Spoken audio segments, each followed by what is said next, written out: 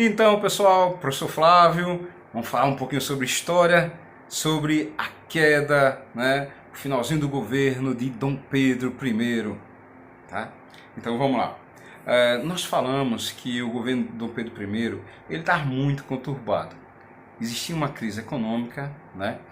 Existiu a Confederação do Equador de 1824, existiu a Guerra da Cisplatina, onde no final das contas a colônia de Sacramento se torna o Uruguai, né? E Dom Pedro mais uma vez ficava endividado, o governo dele, né? E crítico, né? Ele era bastante criticado, um governo crítico, gente. Aliás, não, peraí, deixa eu melhorar aqui.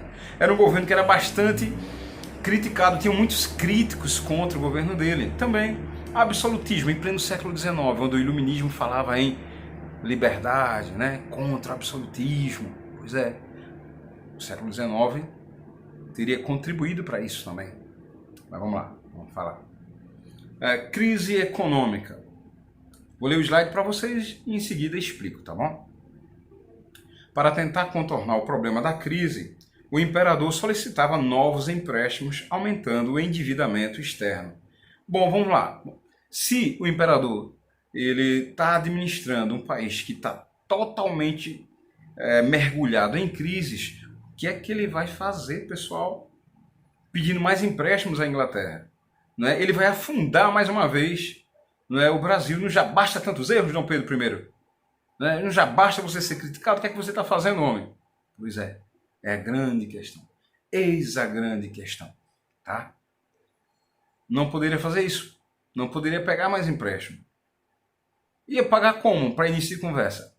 O Brasil, naquela época, ele era essencialmente agroexportador. A economia, que era cana-de-açúcar, já não estava lá essas coisas, a economia que se destacava. Estava começando a haver um desenvolvimento comercial considerável.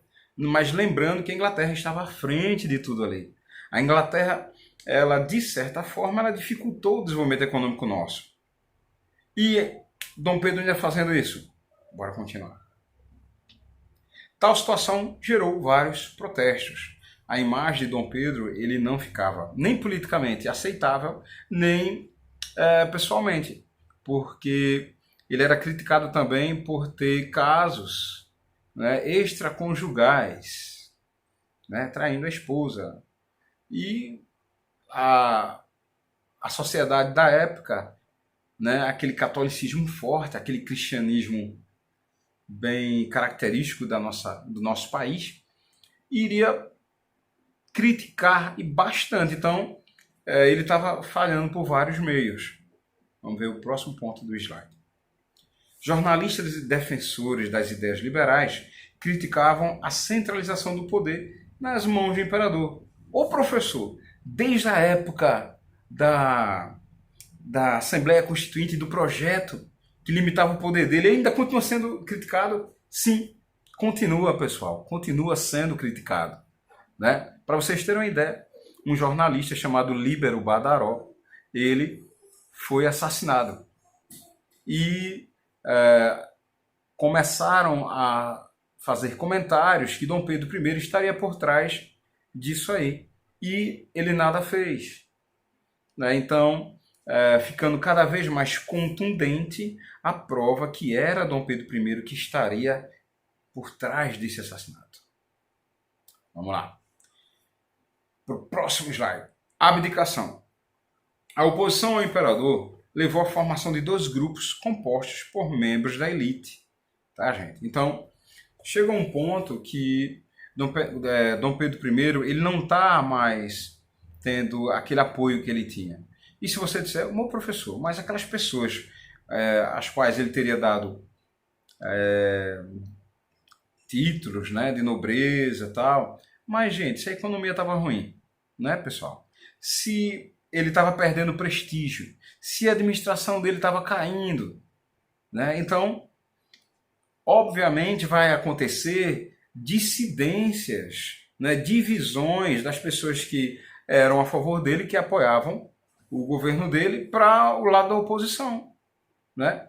Para vocês terem uma ideia, Dom Pedro I ele teria ido em uma homenagem que fizeram a ele em Minas Gerais para tentar contornar a situação, né? Tentar dar aquele ânimo, mas quando ele volta, está havendo o que o pessoal chama de a noite das garrafadas. Várias garrafas foram quebradas ali no retorno, por onde Dom Pedro iria passar e estaria passando. Então, a imagem dele estava muito desgastada. Vamos continuar o slide. Liberais moderados, representantes dos grandes proprietários de terras de Minas Gerais, Rio de Janeiro e São Paulo. Defendiam a permanência do governo centralizado no Rio de Janeiro. Tá? Esses eram os liberais moderados.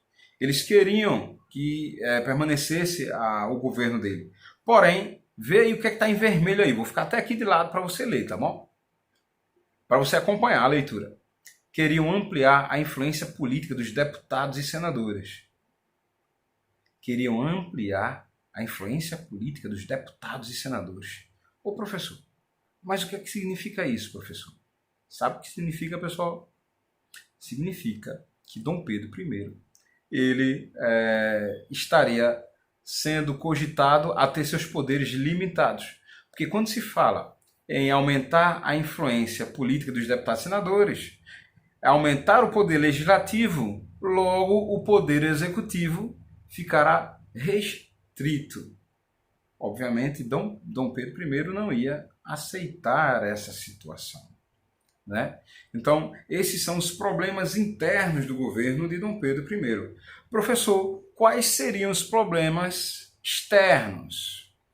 Bom, pessoal, lá em Portugal, o pai, Dom João, vem a falecer. E a herdeira do trono seria Maria da Glória, a filha de Dom Pedro I. Porém, existia um usurpador, né, o irmão de Dom Pedro, Dom Miguel. Então, dois motivos praticamente, né, que chamam mais atenção da saída de Dom Pedro I era, primeiro, a questão, o conflito interno pelo qual ele vivia, né, aqui no nosso território. Segundo, ele teria que retornar a Portugal para permanecer com o trono. Não, eu vou ficar com esse trono aí, é meu por direito. O que é que Dom Miguel está? Né? Tá querendo pleitear aí, rapaz? Vamos tirar esse homem daí, não pode ficar aí não. Sou eu que tenho que assumir o trono. Então, em 1831, Dom Pedro I abdica do trono, certo? Deixando em seu lugar um governo de regências, que é o próximo assunto. O período regencial ele é formado por uma regência trina provisória, uma regência trina permanente, uma regência una de Feijó e uma regência una de Feijó e de Araújo Lima. Quase que não saí agora. De Araújo Lima. Né? Nesse período, depois da abdicação de Dom Pedro I, o nosso país, né, fica sem um chefe de Estado. Entendeu? Por quê? Porque Pedro de Alcântara, o futuro Dom Pedro II, ia completar 5 anos ainda. Gente, esse período que vai ser na próxima aula, chamado período regencial, ele teria durado de 1831 até 1840. É um período conturbado. Dom Pedro I não teria deixado um legado de estabilidade no nosso país, de forma alguma. O período era totalmente conturbado. Ele estaria deixando para trás um país que iria buscar autonomia nas suas várias províncias.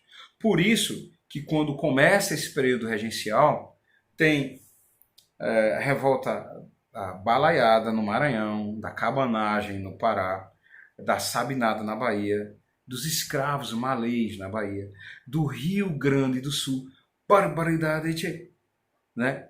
Então, das carrancas também no Rio de Janeiro, estava aflorando em todo o território nacional um pedido de autonomia. Aliás, vários pedidos de autonomia. Eram movimentos com influências liberais. Então, reflexo de uma região que teria tido um exemplo, teria tido a experiência de um governo autoritário que não mais queria novamente que voltasse isso a acontecer. Tá?